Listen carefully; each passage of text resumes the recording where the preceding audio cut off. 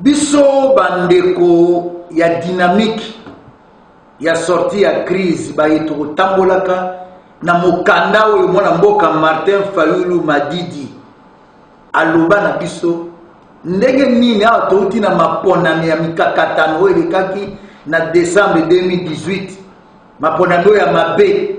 ndenge nini tokosala pona mboka na biso kimia ezala pona maponami koya lobi mazala maponami ya malamu na yango tolobi boyi tosengi na ba episcope boya catholique boya protestant lelo tokoki kokende ndenge mboka kaka ezali kokende te bateleme pona toluka ndenge nini tokoki kosangana bandeko ya FCC na makanisi na bango na molongo na bandeko na bango bandeko oyo ya union sacrée oyo tozoluba lelo union sacrée bimi ezali kopesa nzela nini kotambola te mikanda nini esalemi boni tozoyeba te bango bandeko ya union sacrée tozali na démocratie bango pe baye bandeko ya lamuka bango pe bandeko ya lamuka na yeme mwana mboka Martin Fayulu azao kamba ya muka lelo na bandeko baso ya lamuka to sangana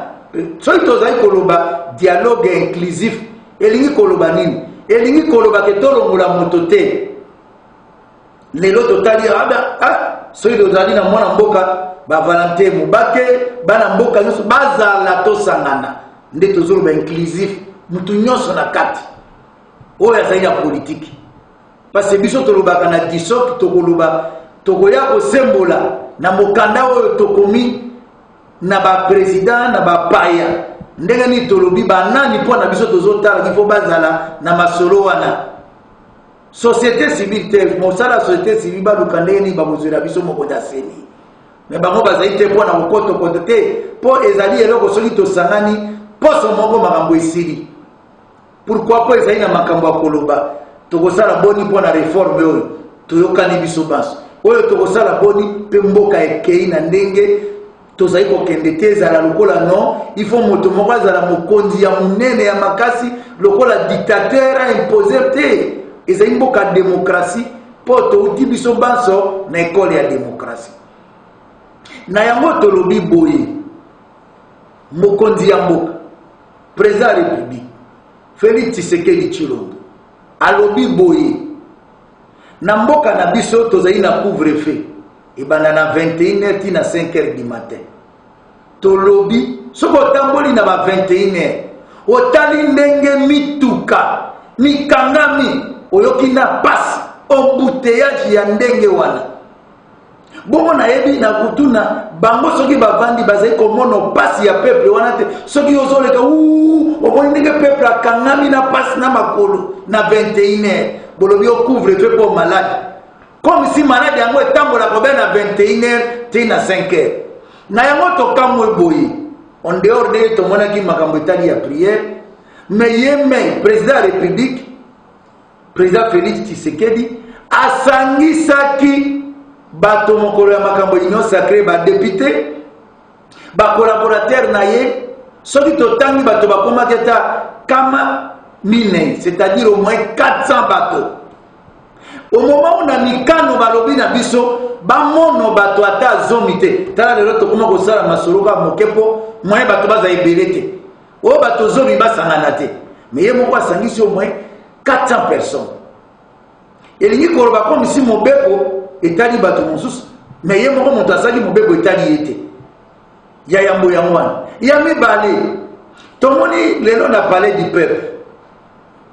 ba député faut basangana pour na session extraordinaire na makambo elekaki ya bilinga kuna na parlement ndenge komaki balongoli bureau ya mabunda lelo bureau d'âge ya mwana bureau d'âge oyo ezali na mokano ya kotia bureau définitif ata kotolobaki la fois passé que ekoki kozala na ba point mosusu te o ba contrôle parlementaire te yango ezali na mokano ya kotia bureau définitif bongo si totali bureau d'âge yango oyo kotia bureau définitif na ba réunion kosanga makuna ba député bazali 500 kama mitano. Bato batambola na bango ba assistant na bango bazali pe 500. Ba député misupe mingi bazali musumu katambola na garde moko ba musuba bazali na ba garde ata bibale ba musuba cortège ba kotambola na bango. Bongo soki tozwi personnel ya palais du peuple. Bongo soki tolobi tosangisa ndenge ezalaka na ba réunion bato tu bazoya wana na palais du peuple na koya na kobima na mbilinga mingi ebimaka na bandeko ya union sacrée na bandeko ya FCC. Tolobi me palais du peuple komi lokola esika balobi babokende be kokutana malade ezalaka kuna ubieni na yango totuni mituna misato ya yambo. Est-ce que bandeko peut-être ya union sacrée bakoki kozala ke maladi wana coronavirus ekoki kozwa bango te? Parce que soki ekoki kozwa bango ndenge nini lelo bakoloba ona periode ka bato bakendo sangana ta 2000 kuna bongo ndenge nini na butu bokoloba ke no couvre-feu ezalaka lokola maladi yango na moi ezwaka bato union sacrée te ezwaka bato baza kuna ba député te yango bango basanganaka me na butu couvre-feu ezalaka na 21h ya yambo tolobi ya mwana ya mibale tolingi susu koloba boye toyoki ke bureau d'âge esengi 12 millions de dollars 12 millions pe tolobi ba députés provinciaux basali 11 mois bango kutu bazwaka mbano na bango te mais totuni ba muso bino na province na biso ba député nyonso wana. Il y a des provinces kaka 1 million ekoki kofuta ane mobimba. Oh, bongo boyeboni, peto yebi mikole de kaka wandenge ezalaki, oh, bureau ya 6 millions, oh, ya 7 millions, bazo senga 12 millions. Tolobi boye pona mibali. Bongo pona nini balobi ke bandeko ya union sacrée. Bango balobi biso mosala biso peuple, intérêt ya peuple oui, mais soki intérêt ya peuple ezali, basa koto bénévolat te. Baloba ke biso tokoza bénévolat pour la session yo comme kozala ba réunion mingi te za moi totiki po mbongo wana kene na peuple surtout ekene na makambo etali coronavirus ndeto ndimike ya solo eza intérêt ya peuple soki ezali po na boite alors ezali ka po na makambo kolandela ndenge nini biso moko pe tokoki kozwa ekozala malamu te na yango toyokaki ke mwana mboka Martin Fayulu alobaki à partir le 20 oyo akosa comité oya ye ebanda kotambola ndenge ni ya koluka mapona melekaka mabe ndenge ni mboka ekotambola na ndenge ketokende vite na makambo etali toyokana pona ba réforme esalema na ndenge ya noki noki akobanda telema parti ale yango tolobi boye biso kotokoto telema ya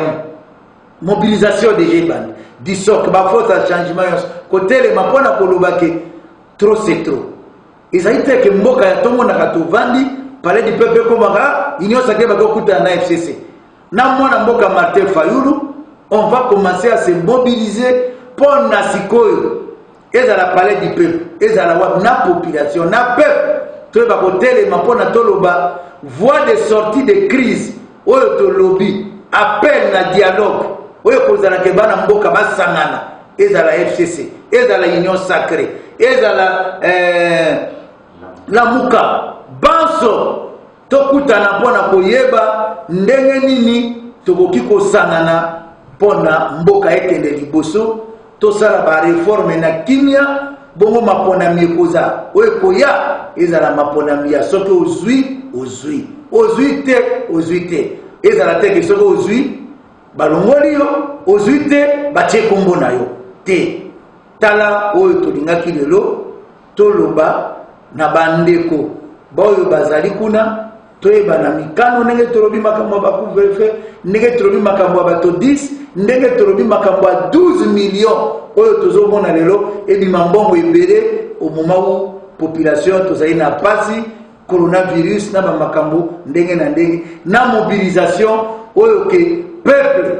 abana déjà siko na commanda tobenga kaye commandant du peuple ne tobenga président Martin Fayulu tobenga kaye birin tobenga kaye aigle oyo tolingi tobanda sikoyo bamobilisation mpona koyeba ke soki tomoni ke bato bazosala awe bazosala trop c'est trop tobi non peuple batelema me na ndenge ya solo mpo na intere ya peuple. Merci mingi.